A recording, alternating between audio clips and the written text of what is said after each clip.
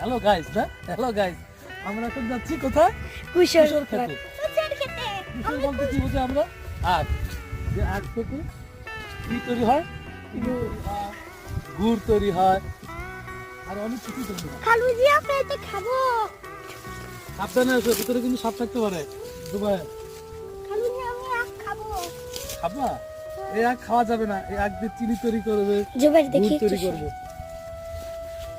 অনেক বড় বড় কুশল গাছ না অনেক বড় হ্যাঁ চিনি তৈরি করে গুড় তৈরি করে দেখি আমরা এখন বেরিয়ে আসছি আর ভিতরে থাকবো না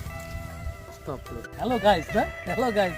আমরা এখন যাচ্ছি কোথায় কুশল কুশল খেতে কুশল বলতে কি বুঝি আমরা আখ যে আখ থেকে কি তৈরি হয়